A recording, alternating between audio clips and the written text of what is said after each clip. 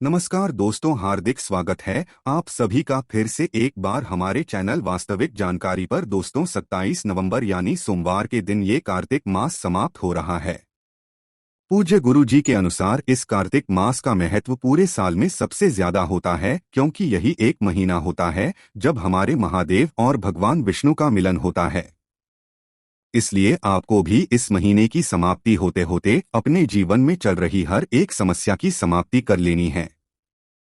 अगर आप किसी रोग से परेशान है, बीमारी से है, धन धान्य को लेकर बहुत ज्यादा चिंतित रहते हैं, आर्थिक समस्याओं से घिरे हुए हैं, रुपए पैसों की बहुत ज्यादा तंगी चल रही है, व्यापार में अच्छा कुछ हो नहीं रहा है, नौकरी प्राप्त नहीं हो पा रही है, जीवन में कोई भी समस्या चल रही है, तो उस समस्या को समाप्त करने के लिए, उसका अंत करने के लिए आपको ये विशेष उपाय जरूर कर लेने चाहिए। देखिए, इस वीडियो में हम लोग पूज्य गुरु जी द्वारा बताए गए 3 बहुत ही खास उपायों के बारे में जानेंगे, जो आपको इस मास के समाप्त होते होते जरूर कर लेना चाहिए। तो चलिए जानते हैं इन विशेष उपायों के बारे में, लेकिन उससे पहले एक प्रार्थना, अगर आप चैनल पर नए हैं तो कृपया चैनल को सब्सक्राइब अवश्य कर लें। देखिए, कार्तिक मास में दीपदान का महत्व होता है।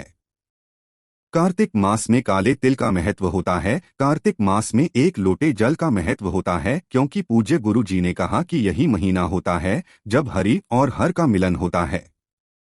इसलिए आज आपको इस वीडियो में जो उपाय बताए जा रहे हैं उनको आप जरूर करिएगा। इससे आप अपने धन की समस्या से बाहर आएंगे और आपके जीवन के जो भी संकट होंगे वो सारे समाप्त हो जाएंगे। चलिए जानते हैं गुरु जी द्वारा बताए गए पहले खास उपाय के बारे में। देखिए, इस उपाय के लिए आपको सबसे पहले एक लोटा जल ले लेना है। फिर इसी के साथ आपको ले लेना है 11 काले तिल के दाने। काले तिल के दाने भगवान विष्णु के पसीने से उत्पन्न हुए हैं, इसलिए ये भगवान विष्णु को तो प्रिय है ही, और साथ ही साथ हमारे महादेव को भी बहुत ही प्रिय है।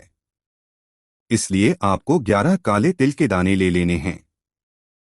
फिर सबसे आखिर में आपको थोड़ा सा शहद ले लेना है। देखिए, आप कोशिश करिएगा कि 1 चम्मच शहद ले लें। अगर ज्यादा शहद है तो फिर आप 1 या 2 चम्मच शहद ले लीजिएगा, और ज्यादा नहीं है तो फिर आप आधा चम्मच शहद ले लीजिएगा। अब ये तीनों सामग्री लेकर आपको पहुंच जाना है शिवालय। पूज्य गुरु जी के अनुसार इस उपाय को आप सुबह करना चाहें तो सुबह कर लें, और शाम को प्रदोष काल के समय करना चाहें तो प्रदोष काल के कर लें।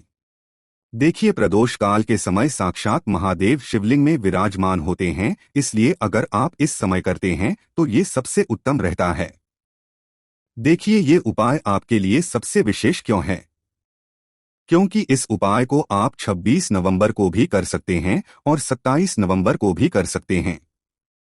कार्तिक मास के इन दोनों आखिरी दिनों में से आप किसी भी दिन इस उपाय को कर सकते हैं।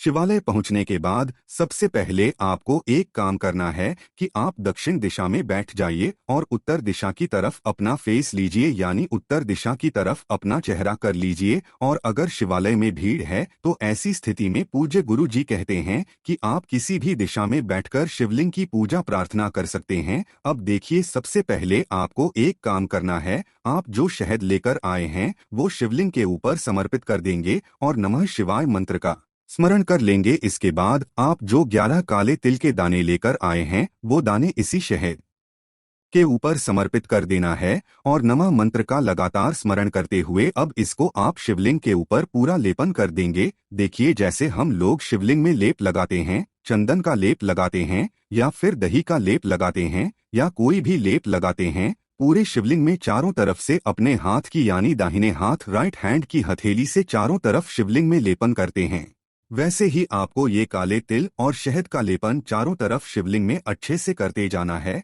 और ओम नमः शिवाय मंत्र का स्मरण करते जाना है। देखिए, ये काले तिल भगवान विष्णु के पसीने से उत्पन्न होने के कारण महादेव को बहुत ही प्रिय होते हैं, और जब भी हम ये शिवलिंग में समर्पित करते हैं तो इससे महादेव हमसे शीघ्र ही प्रसन्न होते हैं। हमारे जीवन में जो धन से संबंधित समस्याएं चल रही हैं वो काले तिल से समाप्त होती हैं। जो कर्ज की समस्या चल रही है वो काले तिल से समाप्त होती है, और जब हम शहद शिवलिंग के ऊपर समर्पित करते हैं तो इससे हमारे जीवन ओज तेज की वृद्धि होती है। संकटों की समाप्ति होती है, समस्याएं, विघ्न ये सब कुछ समाप्त होता है। अब इस तरह से लेपन करने के बाद आप जो एक लोटा जल लेकर गए हैं, उस जल को धीरे धीरे शिवलिंग के ऊपर समर्पित करते जाइए और लगातार शिव महापुराण के मूल मंत्र श्री शिवाय नमः या फिर ओम नमः शिवाय, इन दोनों में से किसी भी एक मंत्र का स्मरण करते जाइए। फिर इसके बाद वहीं पर बैठकर आपकी जो भी मनोकामना है उसको पूर्ण करने के लिए आपसे प्रार्थना कर लीजिए और फिर वापस अपने घर आ जाइए। पूज्य गुरुजी ने कहा कि ये उपाय इतना विशेष है कि अगर आप इस कार्तिक महीने के इन अंतिम 2 दिनों में से किसी भी एक दिन कर लेते हैं तो यकीन मानिए कुछ ही हफ्तों के अंदर आपके बड़ी से बड़ी मनोकामना परिपूर्ण होगी, धन धान्य की समस्या समाप्त होगी और सारे संकट समाप्त हो जाएंगे।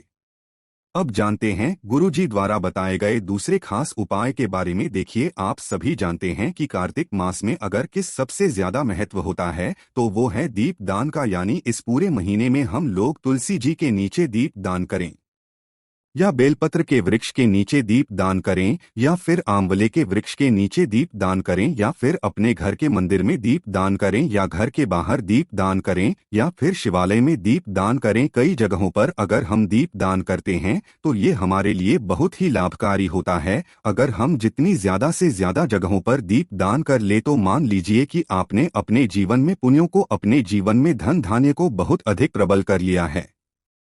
धन धान्य के ऐसे ऐसे मार्ग बनने लगते हैं। अगर आप इस कार्तिक महीने में कई जगहों पर दीप दान कर देते हैं तो धन धान्य के नए नए मार्ग बनते हैं।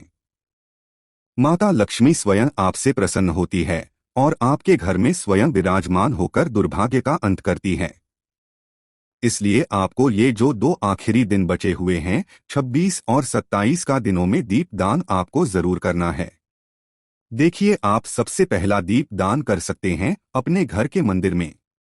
आप अपने घर के मंदिर में माता लक्ष्मी के निमित्त अगर दीप लगा रहे हैं तो लंबी रुई की बत्ती का दीपक लगा लीजिएगा, और अगर भगवान विष्णु के निमित्त लगा रहे हैं तो गोल रुई की बत्ती का दीपक लगा लीजिएगा। आप सभी जानते हैं कि पूज्य गुरु जी अपने शिव महापुराण की कथा में ये बात बता चुके हैं कि जब भी हम किन्हीं देवता के सामने या फिर किन्हीं देवता के निमित्त कोई दीपक करते हैं तो गोल रुई की बत्ती का लगाते हैं, और अगर किन्हीं देवी के निमित्त कोई दीपक लगाते हैं तो लंबी रुई की बत्ती का दीपक लगाते हैं। देखिए, ये दीपक आप मिट्टी की लेना चाहें तो मिट्टी की ले सकते हैं और आटे के बनाने चाहें तो आटे की बना सकते हैं। बस आपको ध्यान रखना है कि इन दीपकों में आपको घी का ही इस्तेमाल करना है। अगर शुद्ध देसी घी मिल जाता है तो ये आपके लिए सर्वोत्तम होगा। पहला दीपक आपने अपने घर के मंदिर में लगा लिया। दूसरा दीपक आपको तुलसी जी के पौधे के नीचे लगाना है। जी के पौधे के नीचे आप जो दीपक लगाएंगे वो गोल रुई की बत्ती का लगाएंगे, क्योंकि इस कार्तिक मास में तुलसी जी के नीचे हम लोग जो भी दीपक लगाते हैं वो भगवान विष्णु के निमित्त लगाते हैं। अगर आप 26 नवंबर को यानी रविवार के दिन लगा रहे हैं तो तुलसी जी के पौधे को स्पर्श मत करिएगा, और अगर आप सोमवार के दिन लगा रहे हैं तो फिर आप तुलसी जी के पौधे को स्पर्श कर सकते हैं। फिर इसी के साथ आपको अगला दीपक लगाना है अपने घर के बाहर। घर के बाहर आप लंबी रुई की बत्ती का दीपक लगा सकते हैं। ये सारे दीपक आपको घी के ही लगाने हैं। आप अपने घर के अंदर जब आते हैं, जब बाहर से अंदर की ओर आते हैं तो आपका जो राइट हैंड होता है यानी दाहिना हाथ जो होता है उस तरफ आपको लंबी रुई की बत्ती का दीपक लगा लेना है। चौथा दीपक आप शिवालय में लगा सकते हैं। महादेव के लिए या फिर माता रानी के लिए, किन्हीं के लिए भी आप ये दीपक लगा सकते हैं। शिवालय में आप गोल रुई की बत्ती का भी दीपक लगा सकते हैं और लंबी रुई की बत्ती का भी दीपक लगा सकते हैं। फिर 5वां दीपक आपके नीचे लगा सकते हैं और 6ठा दीपक आप आंवले के वृक्ष के नीचे लगा सकते हैं। फिर अगला दीपक आप शनि के वृक्ष के नीचे लगा सकते हैं। जितने अधिक से अधिक दीपक आप इन 2 दिनों में से किसी भी एक दिन लगा लें तो यकीन मानिए आप माता लक्ष्मी को स्वयं अपने घर में आमंत्रित करने के लिए प्रार्थना कर रहे हैं। माता लक्ष्मी धन के देवता कुबेर स्वयं आपके घर में विराजमान हो जाते हैं, क्योंकि ये कार्तिक मास का महीना दीप दान करने के लिए से अच्छा होता है। इसलिए अगर आप इन सारी जगहों पर दीपक नहीं लगा सकते हैं तो किसी भी एक जगह पर दीपक लगा लीजिए। आप स्वयं देखेंगे कि 3 महीनों के अंदर आपके धन धान्य के भंडार माता लक्ष्मी स्वयं भर देंगी। अब जानते हैं पूज्य गुरु जी द्वारा बताए गए सबसे आखिरी उपाय के बारे में। देखिए, इस उपाय के लिए आपको एक बेलपत्र ले लेनी है और एक शमी पत्र ले लेना है। अगर आपके पास बेलपत्र नहीं है तो शिवलिंग के ऊपर चढ़ी हुई बेलपत्र को उठाकर जल से शुद्ध कर फिर आप उसका भी इस्तेमाल कर सकते हैं। फिर सबसे आखिर में आपको ले लेना है एक लोटा जल। तांबे के पात्र में जल ले लीजिए। अब ये तीनों सामग्री लेकर आपको पहुंच जाना है शिवालय। इस उपाय को भी आप 26 या 27 नवंबर दोनों दिनों में से किसी भी एक दिन कर सकते हैं।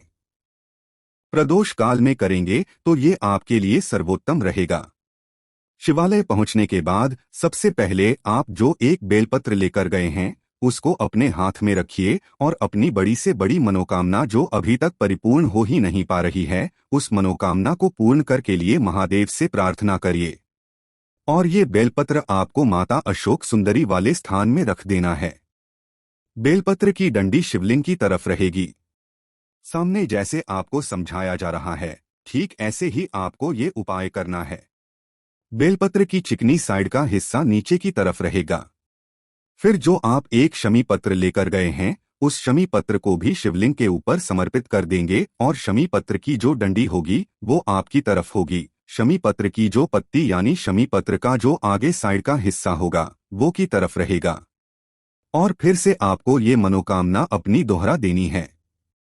इसके बाद आप जो एक लोटा जल लेकर गए हैं वो धीरे धीरे आपको शिवलिंग के ऊपर समर्पित करते जाना है और लगातार ओम नमः शिवाय मंत्र का स्मरण करते जाना है।